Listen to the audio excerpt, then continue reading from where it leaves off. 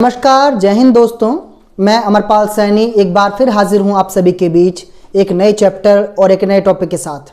तो दोस्तों, आज की इस वीडियो में बिना समय बर्बाद किए हम बढ़ते हैं अपने टॉपिक की तरफ, अपने चैप्टर की तरफ। तो जो अभी बच्चे जो है इस वीडियो को डायरेक्टली देख रहे हैं, उनसे मैं कहना चाहूँगा कि वो इससे पहले इस बुक और इस चैप्टर का इस बुक का जो पहला चैप्टर है, फर्स्ट चैप्टर है राष्ट्र निर्माण की चुनौतियाँ, पहले वो देखें और इसके बाद ही हम इस चैप्टर से जुड़ पाएंगे, इस चैप्टर को बहुत बेहतर तरीके से समझ पाएंगे। तो एक सलाह या परामर्श आप मान लें कि पहला चैप्टर आपको देखें, इसके बाद ही चैप्टर पर आएँ। तो जैसा कि आप बोर्ड पर देख पा रहे हैं, आज की इस वीडियो में हम बात करने जा रहे हैं एक दलीय व्यवस्था। हालांकि जो एनसीईआरटी की बुक्स हैं, इनमें पिछले 1-2 साल में कुछ परिवर्तन हुआ और कुछ चैप्टर्स के नाम में थोड़ा बहुत बदलाव हुआ। तो कई जगह आपको इस चैप्टर का नाम एक दलीय शासन व्यवस्था भी, या भारत में एक दलीय शासन व्यवस्था भी लिखा मिलेगा, लेकिन नए सिलेबस के हिसाब से इस चैप्टर का नाम है एक दलीय शासन व्यवस्था या एक दलीय व्यवस्था। तो थोड़ा सा अगर हम इस चैप्टर के बेस पर जाएं, तो हम एक पूरे चैप्टर को एक नज़र में अगर देखने की कोशिश करें, तो हमने पहले चैप्टर में ये देखा, ये पढ़ा, ये जाना कि कैसे राष्ट्र निर्माण की चुनौतियों के रूप में भारत ने एक नए और स्वतंत्र राष्ट्र के तौर पर किन किन चुनौतियों का, किन किन समस्याओं का सामना किया। और उसी चैप्टर में हमने बात की भारत के विभाजन की, विभाजन के साथ भारत की स्वतंत्रता की, और स्वतंत्रता के साथ साथ भारत में रजवाड़ों का विलय, और रजवाड़ों के विलय के साथ साथ राज्यों का पुनर्गठन। ये मूल बिंदु हैं हमारे चैप्टर 1 के। लेकिन आज इस चैप्टर में हम जो पढ़ने जा रहे हैं, हो सकता है कि ये चैप्टर जो है 2-3 पार्ट में आपको मिले, क्योंकि बहुत लंबी वीडियो ना तो देख पाना आप लोगों के लिए संभव होता है, और थोड़ा सा कि बहुत लंबी वीडियो ना हो, इस उद्देश्य से, इस पर्पस से हम इस चैप्टर में, इस पार्ट के में जितना भी कवर कर पाएंगे उतना होगा, और बाकी हम 2 या 3 पार्ट में इस पूरे चैप्टर को पूरा कर लेंगे। कोशिश रहेगी कि छोटी छोटी जो है चीज़ों में हम बहुत सारी जो महत्वपूर्ण जानकारियाँ इस चैप्टर की हैं उसे कवर कर पाएँ। तो देखिए दोस्तों, हम जब इस चैप्टर की बात करते हैं, तो यहाँ हम बात करने वाले हैं कि भारत में एक दलीय शासन व्यवस्था या एक दलीय व्यवस्था किस रूप में, किस तरह कि भारत की स्वतंत्रता के बाद भारत में एक राजनीतिक दल के तौर पर एक दल, एक पार्टी, यानी कि भारतीय राष्ट्रीय कांग्रेस पार्टी स्थापित हुई। और कांग्रेस पार्टी भारतीय राजनीति में किस प्रकार एक महत्वपूर्ण दल, महत्वपूर्ण पार्टी के तौर पर स्थापित हुई, उसने कौन कौन से उतार चढ़ाव देखे, वो सब हम इस चैप्टर में कवर करने वाले हैं। तो आइए शुरू करते हैं अपने पहले टॉपिक के साथ। और हमारे पहले टॉपिक में आप देखेंगे लोकतंत्र स्थापित करने की चुनौती।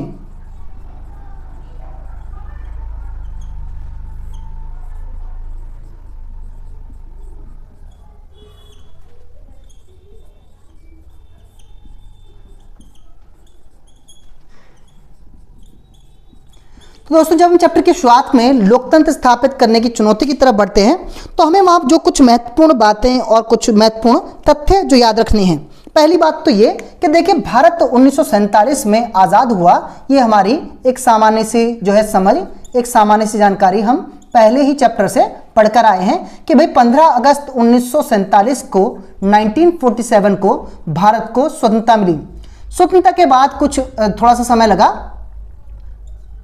और स्वतंत्रता के कुछ वर्षों के दौरान ही भारत ने अपना संविधान बनाकर तैयार कर लिया, यानी कि 26 नवंबर 1949 को भारत का संविधान बनकर तैयार हो गया। अब क्योंकि देश में जरूरत इस बात की थी कि देश की स्वतंत्रता के तुरंत पश्चात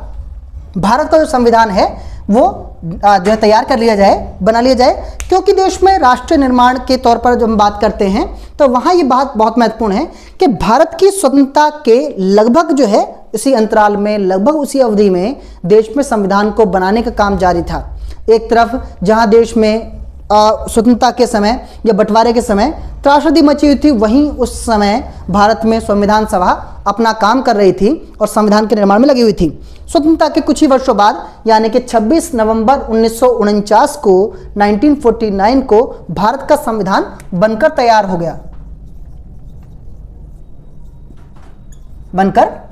गया, और भारत के इस निर्मित संविधान को देश में लागू यानी कि स्थापित भी कर दिया गया 26 जनवरी 1950 को, जिस दिन हम गणतंत्र दिवस मनाते हैं।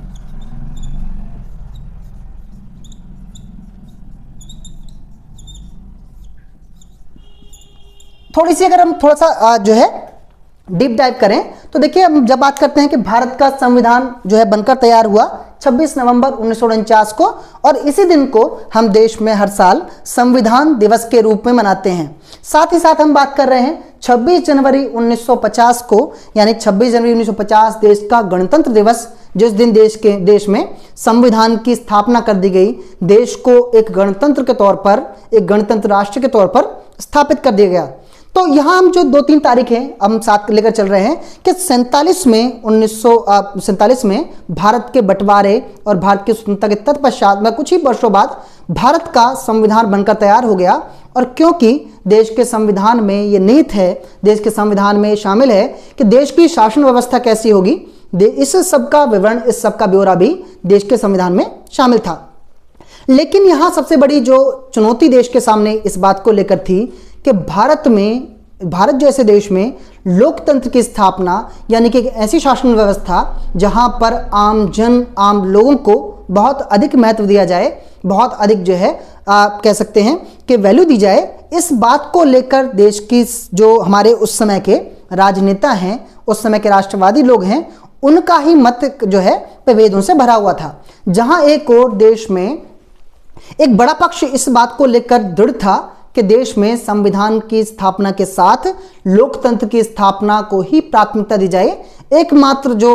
विधि है शासन की, देश में प्रशासन की, वो संविधान ही हो, यानी कि लोकतंत्र ही हो। वहीं दूसरे कुछ कई पक्षधर जो नेता थे वो इस बात से बड़े जो है चिंतित भी थे कि भारत जैसे विशाल देश में, भारत जैसे एक बहुत ही कह सकते हैं कि पिछड़े हुए देश में संविधान की स्थापना और लोकतंत्र की स्थापना कहीं जोखिम भरा ना हो, कहीं वो भारत को एक बार फिर से गुलामी और विखंडन की ओर ना ले जाए। इस बात की चिंताएं राजनेताओं के एक दूसरे पक्ष को थीं। ये सभी जो विवाद हैं, ये सभी जो चर्चाएं हैं, वो भारत की स्वतंत्रता के बाद और संविधान के लागू होने के साथ साथ के लगभग समकालीन हैं। ये चर्चाएं देश में बहुत तीव्र थीं।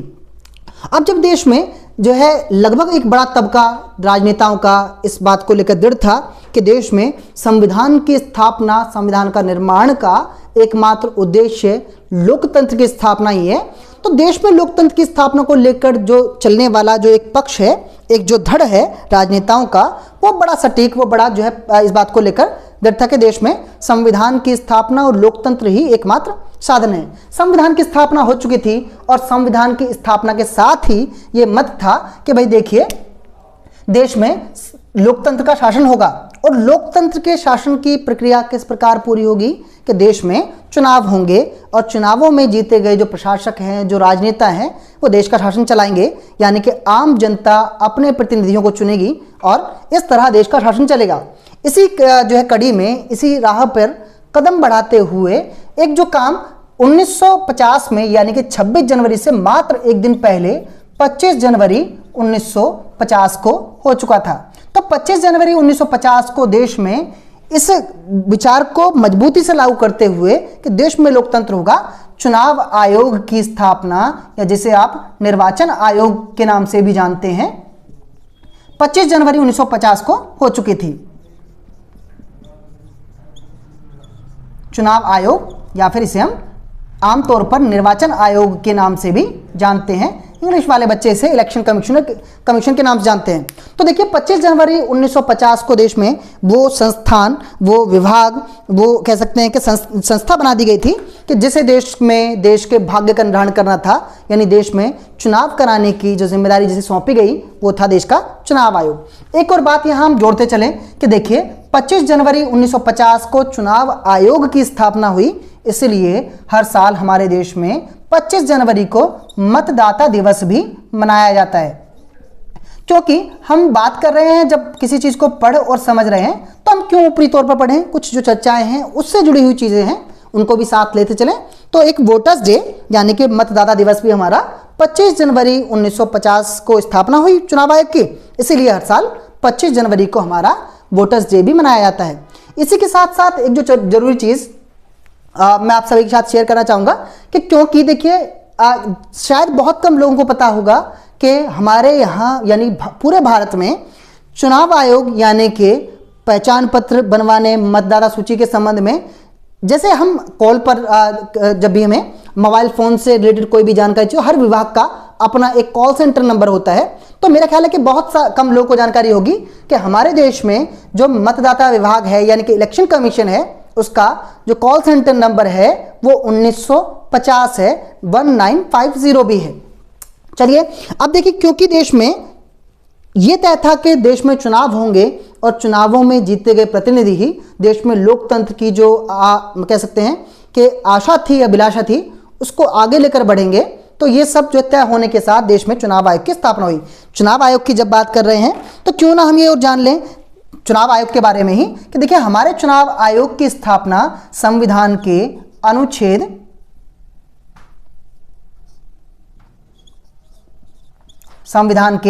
अनुच्छेद 324 के अनुसार हमारे देश में संविधान हमारे चुनाव आयोग की स्थापना की गई है। हालांकि चुनाव आयोग के कार्यों का विस्तार पूर्वक जो वर्णन है वो 324 से लेकर 329 तक है। तो यहाँ क्यों ना हम एक छोटी सी बात को और बहुत महत्वपूर्ण बात को साथ लिए चलें। हालांकि हमारे 12वीं की कक्षा के जो बच्चे हैं या सिलेबस है उसमें इस चीज़ की आवश्यकता नहीं है, फिर भी जब क्वेश्चन पेपर बनाने वाला एक कदम आगे बढ़कर सवाल बनाता है तो एक अच्छे तैयारी करने वाले छात्र को भी चाहिए कि वो एक कदम आगे बढ़कर अपनी तैयारी को रखे। तो यहाँ देखिए,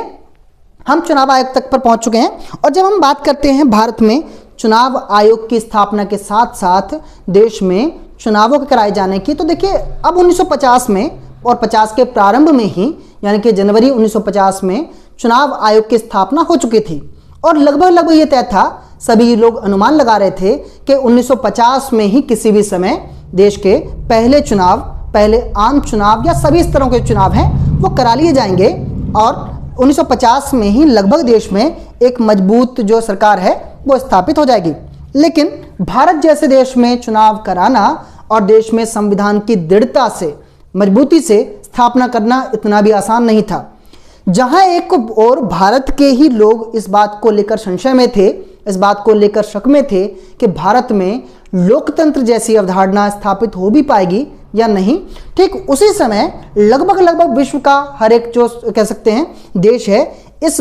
तरफ नजरें गड़ाए बैठा था कि भारत जैसे देश में, इतनी बड़ी जनसंख्या वाले देश में चुनाव आखिरकार किस प्रकार संपन्न होंगे और कैसे इस इतने बड़े देश में लोकतंत्र जैसी अवधारणा, लोकतंत्र जैसा राजनीतिक सिद्धांत स्थापित हो भी पाएगा और साथ में टिका रह पाएगा। इस सब को लेकर जो अटकलें हैं, इस सब को लेकर जो कह सकते हैं कि जो उठापटक है वो लगभग पूरे विश्व में थी। और इस समय भारत सहित पूरे विश्व में भारत के पहले आम चुनावों को लेकर थोड़ी बहुत निंदाएं, थोड़ी बहुत आलोचनाएं भी हो रही थी। जब हम आलोचनाओं और निंदाओं की बात करते हैं तो यहाँ कुछ जो चुनिंदा नाम है हमें याद रखने की जरूरत है। जब 1950 में जो है संविधान की स्थापना हुई, चुनाव आयोग का जो गठन हुआ, चुनाव आयोग की स्थापना हुई, तो इसके साथ साथ अगर हम एग्जाम्पल के तौर पर लेते हैं तो एक कह सकते हैं हम कि एक हिंदुस्तानी संपादक थे। उन संपादक ने कहा कि भारत जैसा देश जहां पर इतनी अधिक निरक्षरता है, इतनी अधिक आबादी है, चुनावों के रूप में, लोकतंत्र के रूप में इतिहास का सबसे बड़ा जुआ खेलने जा रहा है। इस तरह का मत, इस तरह का विचार एक हिंदुस्तानी ही संपादक ने, एक भारतीय संपादक ने रखा। इसके साथ ही ऑर्गेनाइजर नाम की एक पत्रिका उस समय देश में छपा करती थी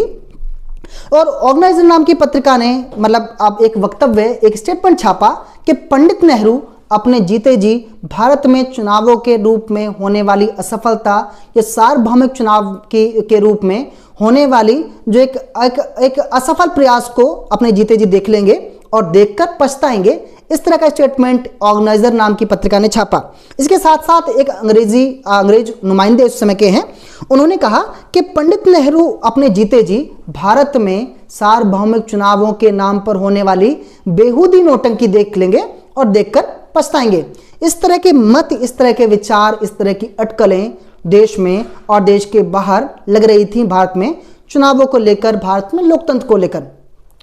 एक बात, एक मत उस समय का प्रचलित ये भी है कि तब तक यानी कि भारत में चुनाव होने और लोकतंत्र की स्थापना होने तक लोकतंत्र जैसी अवधारणा केवल उन्हीं देशों में स्थापित रह सकती थी या रह पाई थी कि जिन देशों की आबादी बहुत कम हो और जो देश जो लगभग आर्थिक रूप से थोड़े से सबल, थोड़े से सक्षम हो, उन देशों में ही ऐसी जो है अवधारणाएं सफल हो पाई थी। भारत जैसे देश में इस अवधारणा को लागू करना, लोकतंत्र को स्थापित करना किसी भी जोखिम से, किसी भी रिस्क से कम नहीं माना जा रहा था। तो ये सब माहौल उस समय का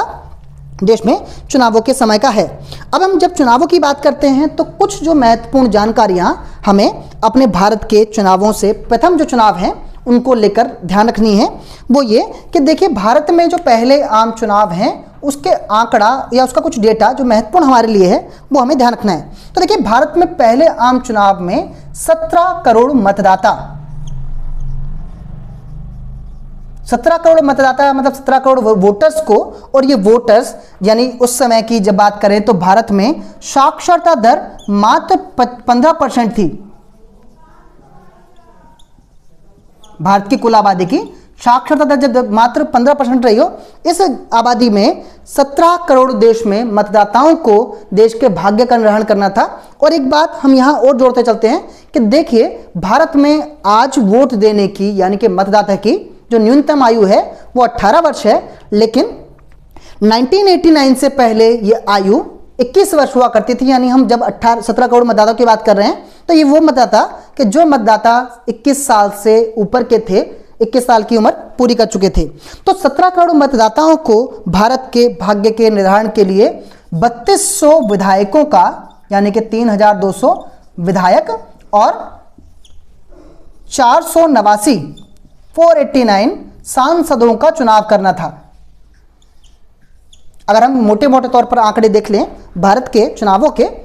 पहले आम चुनावों के, तो देखिए भारत में उस समय की स्थितियां ये थीं कि भारत में 17 करोड़ मतदाताओं को 3200 विधायकों और 489 सांसदों का चुनाव करना था, इन लोगों को चुनना था। इस तरह की जो रूपरेखा है वो भारत में चुनावों की थी। अब हम यहाँ थोड़ी सी एक और जो दो जानकारियां हमारे लिए बहुत महत्वपूर्ण है कि देखिए, उम्मीद ये की, जैसे मैंने थोड़ी देर पहले कहा कि उम्मीद ये की जा रही थी कि भारत में 1950 में अगर चुनाव आयोग की स्थापना हो गई है तो चुनाव भी लगभग 1950 में ही, लेट से लेट 1950 के अंत तक हो जाएंगे। लेकिन देश में चुनाव करना या चुनावों को संपन्न करना इतना भी आसान नहीं था। इसलिए भारत में पहले आम चुनाव जो हैं वो कब हुए हैं, ये अक्टूबर 1951 से फरवरी 1952 तक भारत के पहले आम चुनाव संपन्न हुए हैं। तो जब हम बात करते हैं कि भारत में पहले आम चुनाव कब संपन्न हुए तो 1951-52 भी हमारा उत्तर होता है। और आमतौर पर हम 1952 को ही भारत के पहले आम चुनावों का वर्ष मानते हैं, क्योंकि 1952 में ही पहले आम चुनावों के परिणाम घोषित हुए, नतीजे आए। हालांकि 1952 में भारत में लोकतंत्र की स्थापना और चुनावों की सफलता ने यह सिद्ध कर दिया कि भारत जैसा देश जहां साक्षरता बहुत कम है, आबादी बहुत ज़्यादा है, वो देश लोकतंत्र जैसी जो लोकतंत्र की स्थापना के लिए चुनाव जैसी प्रक्रिया को भारत ने बखूबी निभाया। हालांकि बहुत जो चुनाव परिणाम घोषित हुए 1952 में, इन चुनावों से हारने वाले लोग भी संतुष्ट थे और ये मत साफ था कि भारत ने चुनावों की सफलता के रूप में लोकतंत्र के लिए या विश्व में लोकतंत्र की जो है एक मील का पत्थर साबित हुआ भारत का पहला आम चुनाव। यहाँ तक हम बात कर रहे हैं। लेकिन अब थोड़ा सा एक अलग टॉपिक जो हमारा बनता है, एक सवाल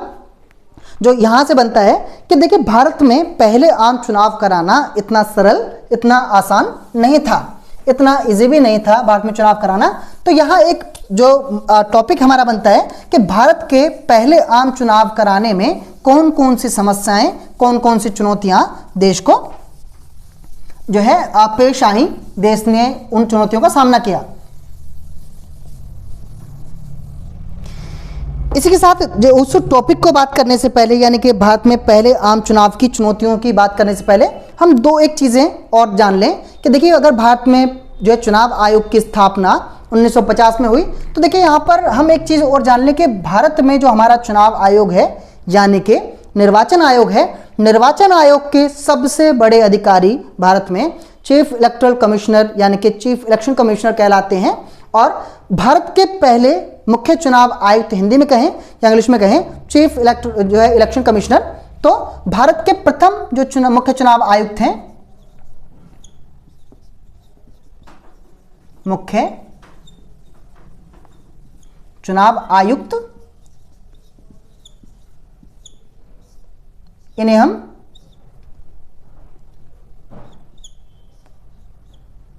CEC के तौर पर भी जानते हैं, chief election commissioner, CEC of India. और ये प्रथम जो रहे, सबसे पहले भारत के जो रहे, उनका नाम सुकुमार सेन है। सुकुमार सेन भारत के पहले मुख्य चुनाव आयुक्त हैं 1950 में, जब चुनाव आयोग की स्थापना हुई। और एक बात, अगर एग्जाम में हमारे, जैसे मैंने पहले भी कहा, एक कदम आगे बढ़कर अगर एग्जामिनर सवाल पूछने लगे तो आपसे वर्तमान के भी CEC पूछ लिया जा सकता है। तो हमारे वर्तमान के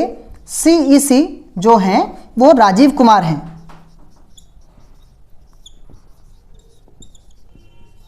तो जब हम चुनाव आयोग की बात कर रहे हैं तो चुनाव आयोग की बात करते समय चुनाव आयोग के मुख्य चुनाव आयुक्त यानी चीफ इलेक्शन कमिश्नर का भी नाम हमें पता होना चाहिए। भारत के सबसे पहले और भारत के वर्तमान मुख्य चुनाव आयुक्त का नाम हमें पता होना चाहिए, सुकुमार सेन, और वर्तमान के राजीव कुमार। अब आते हैं हमारे बड़े टॉपिक पर, जहां हमने अभी छोड़ा था कि भाई 1950 में भारत को चुनाव कराने में, या भारत की ऐसी बात कहें कि क्योंकि देखिए भारत का पहला आम चुनाव चुनौती सिर्फ चुनाव आयोग के लिए नहीं था, बल्कि समस्त भारत के लिए एक बड़ी चुनौती थी, बड़ी समस्या थी कि भारत कैसे चुनाव जैसी प्रक्रिया को संपन्न कराएगा, और वहां कि जहां सब लोग ये नजर गड़ाए बैठे हों कि कैसे, मतलब कह सकते हैं कि मतलब बहुत ज़्यादा उपहास करना भारत में चुनाव के विचार को रखना भी, चुनाव का जो है जिक्र करना भी जब उपहास का विषय बनता हो तो चुनौतियां और अधिक बढ़ जाती हैं, चुनौतियां और अधिक जो है विराट हो जाती हैं। तो हम बात करते हैं भारत में चुनावों की समस्याएं या चुनावों की चुनौतियां।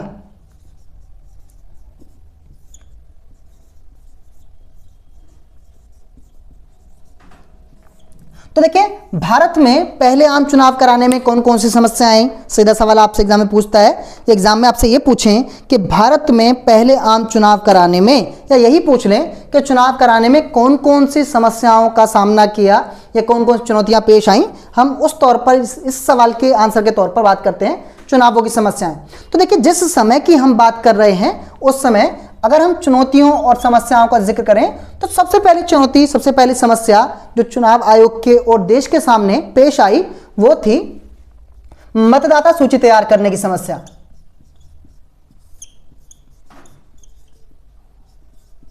मतदाता सूची तैयार करने की समस्या। तो देखिए क्योंकि इलेक्शंस कराने के लिए, चुनाव कराने के लिए चुनाव आयोग के सामने सबसे बड़ी जो है समस्या है, सबसे बड़ा काम यह था कि सबसे पहले मतदाताओं की सूची तैयार की जाए, यानी कि वोटर्स की लिस्ट तैयार की जाए, कौन कौन लोग वोट डालने के एलिजिबल हैं और कौन कौन लोग जो हैं वही वोट डालने वाले हैं। इस काम को हालांकि आज के समय में बहुत ही आसान, बहुत ही सरल कर दिया गया है, लेकिन कल्पना करें 1950 के दौर की कि जिस समय भारत में चुनाव पहली बार कराए जाने थे और पहले आम चुनाव के लिए भारत में पहली मतदाता सूची तैयार करनी थी। मतदाता सूची तैयार करना अपने आप में बहुत बड़ा जो कह सकते हैं कि पहाड़ था, बहुत बड़ा जो है रिस्क था। किसके लिए? चुनाव आयोग के लिए, क्योंकि उस समय का समाज, उस समय का जो कह सकते हैं कि भारत का जो परिवेश है वो बहुत ही संकीर्ण था। इस संकीर्ण समाज में जब पहली मतदाता सूची चुनाव आयोग ने तैयार की, जारी की, इस मतदाता सूची में 40 लाख महिलाओं के नाम गुमनाम थे। यानी 40 लाख महिलाओं के नाम किस प्रकार गुमनाम थे? भारतीय परंपरा है, भारतीय जो कह सकते हैं एक रिवाज रहा कि मतलब भारत में जो महिलाएं हैं वो अपने पति का नाम नहीं लेती हैं। तो जब भी मतदाता सूची बनी उनमें ये हुआ कि जब भी महिलाओं से नाम पूछा गया, हम अगर भारत के गांव देहात की बात कर लें, अगर वहाँ का जिक्र करें तो हम अक्सर पाते हैं कि हमारे गली पड़ोस में भी, आस पड़ोस में भी, कि अक्सर जो है महिलाओं को उनके बच्चों के नाम से, है ना, चिंटू की मम्मी, पिंटू की मम्मी के नाम से जाना जाता है, या फिर जो घर के बड़े पुरुष हैं उनके नाम से, यानी कि भाई मनीराम की बहू, धनीराम की बहू के नाम जाना जाता है। पहली मतदाता सूची जब भारत में तैयार हुई, इस मतदाता सूची में 40 लाख महिलाओं के नाम इस तरह गुमनाम थे कि उनके नाम मतदाता सूची में भी जो है अलाने की बीवी, फलाने की बीवी के नाम से लिखे गए थे। अब यहाँ चुनाव आयोग के सामने चुनौती ये थी, समस्या ये थी कि अब दो ही रास्ते थे चुनाव आयोग के पास कि या तो वो इन 40 लाख महिलाओं के नाम को मतदाता सूची से बाहर कर दे और चुनाव करा ले। अब एक मतलब अगर इस बात को आगे लेकर चलाया जाए कि भाई 40 लाख महिलाओं को चुनावों से बाहर कर दिया जाता, बाद के लिए छोड़ दिया जाता कि बाद में इस लिस्ट को, इस जो है सूची को संशोधित कर लें और चुनाव कराएं, तो भारत के चुनाव की जो मूल अवधारणा थी सार्वभौमिक मताधिकार, यानी कि सबको एक समान रूप से मत देने का अधिकार, यह अवधारणा कहीं ना कहीं धूमिल हो जाती, यह अवधारणा कहीं ना कहीं छूट जाती पीछे। जबकि लोकतंत्र और भारतीय संविधान में इस बात पर बहुत जोर था कि भारत में चुनाव का जो तरीका होगा वो सार्वभौमिक ही मताधिकार का ही होगा। इसलिए चुनाव आयोग को इस सूची को दोबारा संशोधित करने में, दोबारा ठीक करने में बहुत अधिक समय लगा। ये काम बहुत चुनौतीपूर्ण था। तो पहली जो चुनौती है वो मतदाता सूची तैयार करने की है। दूसरी आम चुनौती की बात करें, भारत में पहले आम चुनावों के सामने जो पेश आई वह है चुनाव क्षेत्रों का निर्धारण करना।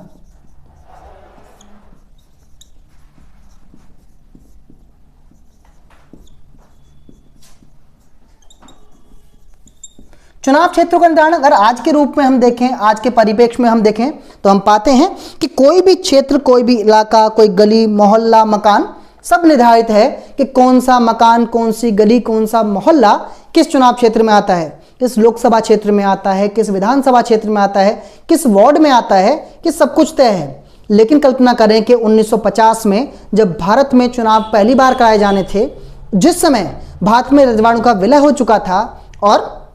देश में अभी तक जो है राज्यों का निर्धारण नहीं हुआ था, ऐसे में चुनाव क्षेत्रों का निर्धारण जो कि चुनाव आयोग करता है, उसके लिए बहुत बड़ी चुनौती थी कि किस जगह, किस क्षेत्र को जो है किस विधानसभा क्षेत्र में या किस लोकसभा क्षेत्र में रखा जाए। ये बहुत बड़ी चुनौती, ये बहुत बड़ी समस्या उस समय चुनाव जो है आयोग के सामने थी।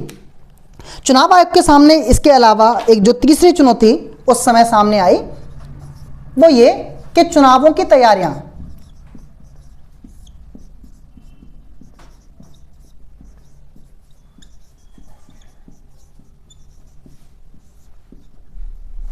चुनावों की तैयारियां। जब हम चुनावों की तैयारी की बात करते हैं तो देखिए आजकल तो जब इलेक्शंस होने वाले होते हैं, हम देखते हैं कि शिक्षा विभाग के लगभग अधिकांश शिक्षकों को, जो सरकारी शिक्षक हैं, गवर्नमेंट टीचर्स हैं, उन्हें चुनाव प्रणाली में झोंक दिया जाता है। और हमेशा से विवादों का मुद्दा रहा कि भाई इलेक्शंस में टीचर्स का इस्तेमाल ना किया जाए। आप कल्पना करें कि जब चुनाव आयोग 1950 में पहली बार चुनाव करा रहा था, और क्योंकि आजकल तो सब कुछ सेटल्ड है, सब कुछ जो है सिस्टमैटिक है, पूरी व्यवस्थाएं हैं, तो चुनाव कराना जब इतनी बड़ी चुनौती होती है, हम कल्पना कर सकते हैं कि 1950 में चुनाव पहली बार कराने के लिए चुनावों की तैयारियां एक बहुत बड़ा जो है कह सकते हैं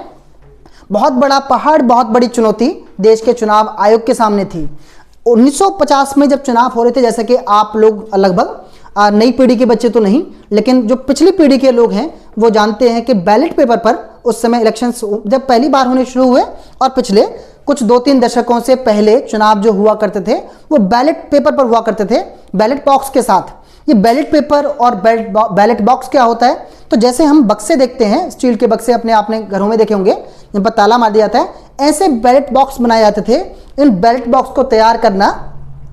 बैलेट बॉक्स को जो है तैयार करना, उन्हें पूरी तरह से उनकी सुरक्षा की व्यवस्था और चुनाव की पूरी तैयारियां, ये बहुत बड़ी चुनौती चुनाव आयोग के सामने 1950 में थी, 1950 में पेश आई। तो चुनावों की तैयारियां, हालांकि हमारी जो क्लास 12 की बुक है वहाँ भी इसका वर्णन है, वहाँ भी इसका जिक्र है कि किस प्रकार चुनाव आयोग के अधिकारियों ने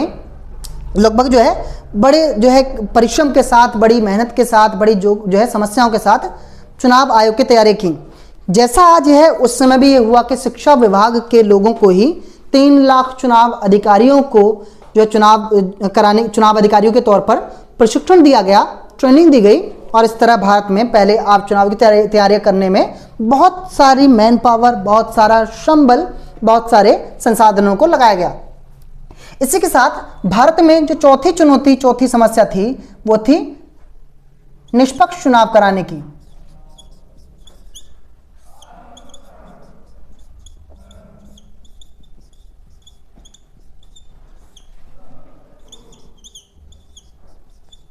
निष्पक्ष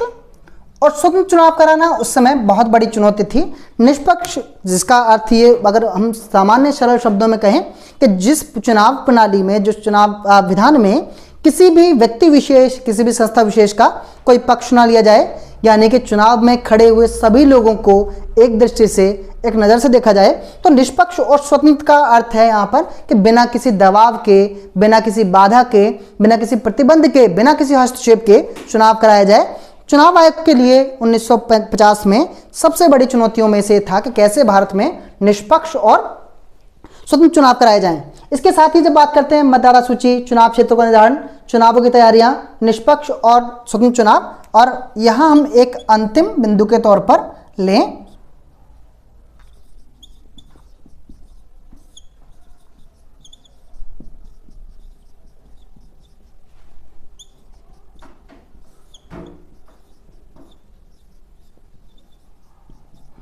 चुनाव अधिकारियों का प्रशिक्षण। जैसे मैंने पहले भी कहा कि एक बड़ी चुनौती थी देश के सामने कि चुनाव अधिकारियों का प्रशिक्षण किस प्रकार किया जाए, किस तरह चुनाव अधिकारियों को जो तैयारी कराई जाए चुनाव कराने की, चुनाव को व्यवस्थित करने की, नियंत्रित करने की। तो ये सब जो मुख्य चुनौतियां हैं, जब लॉन्ग क्वेश्चन हमसे पूछा जाता है कि भारत में पहले आम चुनाव कराने में कौन कौन सी चुनौतियां, कौन कौन सी समस्याएं पेश आईं, तो उसमें इन बिंदुओं की चर्चा करते हुए हम एक अच्छा खासा सवाल, एक अच्छा खासा जो है उत्तर तैयार कर सकते हैं,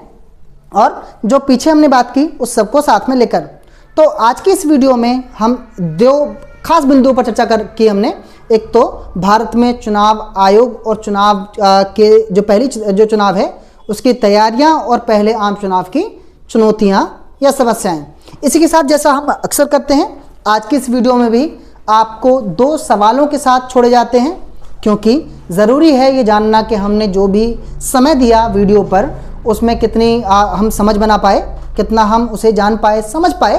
इसे जांचना बहुत ज़रूरी है। तो आज के इस वीडियो के लिए आपके जो दो सवाल मैं छोड़े जाता हूँ। सवाल नंबर 1 जिसका आंसर आपको कमेंट बॉक्स में देना है वो ये कि भारत में